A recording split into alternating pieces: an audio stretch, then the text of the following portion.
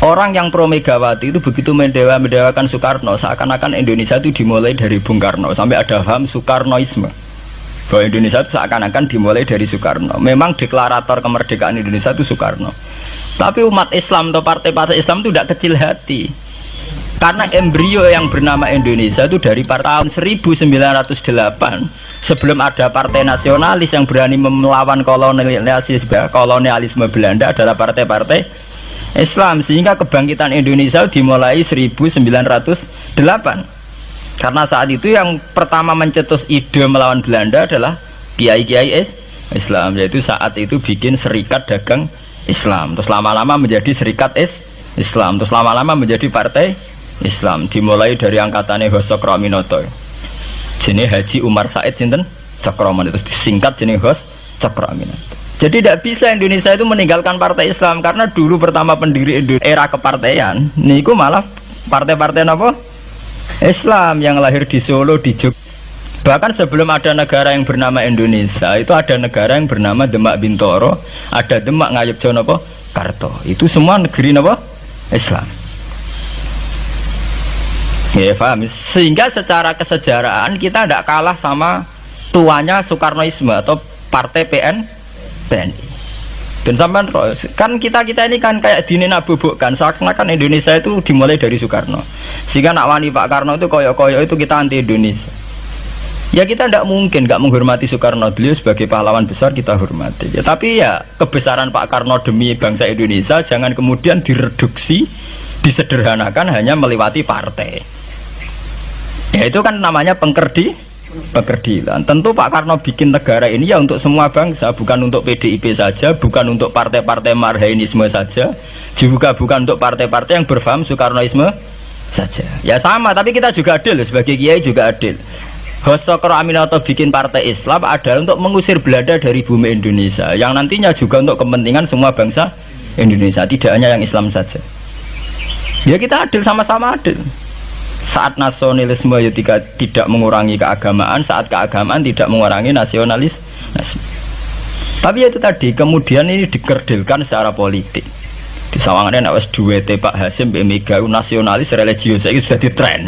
Angger duet senengane pasangan nasionalis sampai religius. Apa nak nasionalis terus wajib sholat? Apa nak religius terus gak wajib nasional? Sebetulnya itu kan apa nak wong Indonesia terus wajib sholat hanya karena atas nama nasionalisme? Apa nak wis kiai terus wajib bayar pajak? Itu kan pengkerdilan, proses pembohongan ya. Pembohongan secara publik. Kowe dibodhokno, sedurunge bodoh itu kan itu kan repot. Namanya sedurunge bodoh dibodhokno nggih napa? Nurut. Makanya kalau seneng ya, kayak kemarin hari kebangkitan nasional itu seneng kalau diungkap terus di TV bahwa kebangkitan Indonesia dimulai dari 1908. Pentingnya bahwa orang-orang yang sok Soekarnoisme biar tidak mereduksi Pak Karno hanya milik mereka sendiri, karena bangsa ini berdiri semenjak 1908. Dimulai dari gerakan Budi Utomo sampai Hos Cokroaminoto sampai macam-macam ya, serikat-serikat Islam. Tapi ini terungkap sausé tukaran. Jadi sebetulnya Presiden Gus Dur jadi Presiden Yasa karena Basim Asari berjuang sebelum tahun 45. Megawati Yasa ya karena beliau berjuang lewat bapaknya, ya sama semuanya sah. Pak SBY juga sah karena keluarga militer. Apa meneh dekne mantune Sarwaedi sing ra roh sapa? Perjuangannya mertuane. Gak iso adol bapak ya adol mertuane. Pokoknya sing dikena didol pokoknya. Tapi artinya sama, kita secara sejarah itu sama. Kita sebagai santri juga tidak kalah sejarah. Karena berdirinya nasional udah lewat para kiai. Itu takokno sejarawan manapun kayak profesor siapa di UI, siapa saja profesor sejarah bilang bahwa awal kebangkitan Indonesia itu dari partai-partai Islam. Bahkan versi orang nasionalis sekalipun tuh bilang karena Islam adalah satu agama yang paling sensitif terhadap penjajahan, karena Islam melahirkan satu paham jihad, bahwa ketika ada kolonial Belanda, wong Islam terinspirasi harus jihad, sehingga lahir partai-partai Islam. Dulu yang dilawan tuh perdagangan. Ini kalau cerita sejarah, santri-santri sadar.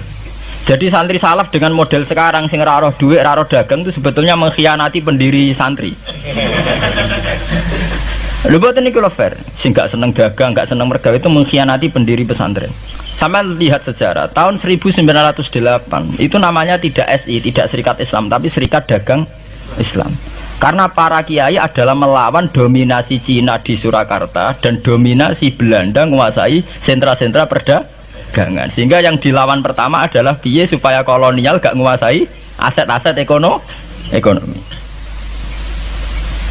Sama takokno sejarah, cek versi kiai, cek versi buku, asal gak versi klenek.